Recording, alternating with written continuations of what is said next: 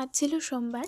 আজকে আমি বাইরে আমার কোনো টিউশন ছিল না, তাই সকালবেলা উঠে একটু পড়াশোনা করে বোনকে নিয়ে ঘুরছিলাম রোদে, যাতে ওর গায়েও রোদটা ও পায় আর প্লাস আমারও একটু হাঁটা চলা হয় আর কি। তো ও গাছপালা দেখছিল, খুব খুশি হচ্ছিল। মা বাবা ছিল না, এই করতে করতে ওর খাওয়ার টাইম হয়ে গিয়েছিল। তো আমি ওর খাবার যা কিছু সব রেডি করে নিচ্ছিলাম আস্তে আস্তে। ওকে তো খাওয়ানো নয়, যুদ্ধ করা আর কি। বেশিরভাগটা ঠাম্মাই খাওয়ায় এই টাইমতে, কিন্তু আমি যেদিন বাড়িতে থাকি সেদিন আমি খাওয়াই। তো ওর খাবারটা রেডি করে নিচ্ছিলাম, ভালো করে খাবারটা রেডি করে নিচ্ছিলাম। আর ওদিকেও দুধ দেখেই একদম দেওয়ালে ঠেস দিয়ে দাঁড়িয়ে আছে, খাবে না আর কি। মানে মানে ও সব মেয়েতেই খালি না, খাবার দেখলেই না, বাকি সবে ঠিক আছে, ব্যাস ছুটে পালাচ্ছে এদিক ওদিক। সে আমাকে ধরে আনতে হচ্ছিল, ব্যাস।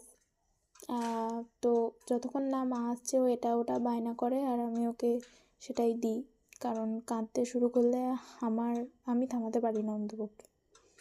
তো তারপর মা চলে এসেছিলো, তারপরে ও এটা নিয়ে, ওর এটা ঝাঁটা হিসেবেই বেশি কাজ করে, তো এটা নিয়েই বেশিক্ষণ থাকে। তো মা তারপর ওকে নিয়ে তেল মাখাতে নিয়ে গেল রোদে বসে বসে। ও এবার একটু তেল মাখু করে নেবে, ব্যাস। ও তেল মাখু করে চান হয়ে গেছে। এবার আমি একটু চিয়া সিড ভিজিয়ে দিচ্ছিলাম ওদিকে, কারণ আমি ওটা বিকালে একটু খাই, ওই জন্য চিয়া সিডটা ভিজিয়ে দিচ্ছিলাম।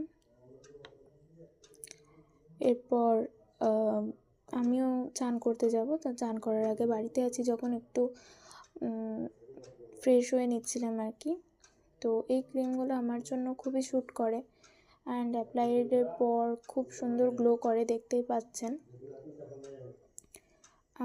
তো এরপর আমার চান টান করে মা বোনকে ওদিকে শোয়াতে নিয়ে গেছে, আর আমিও ওদিকে একটু স্যালাড কেটে নিচ্ছিলাম। তো কথায় আছে মাছে ভাতে বাঙালি, খেয়ে নিলাম ভাত। তারপর না ঘুম দিলে তো নয় বাঙালিদের, দুপুরের দিকে তো একটু শুয়ে পড়লাম। 3:30 নাগাদ উঠে আমি ডাক্তারখানা চলে এসেছিলাম। আমার শরীরটা খুবই খারাপ করছিল কয়েকদিন ধরে। তো তারপর সন্ধ্যেবেলায় বাবা আর একটা কাকু খুব গাছের পরিচর্যা করছিল। তো এরপর আমি আর ভিডিও বানাইনি, এবার পড়তে বসে গেছিলাম।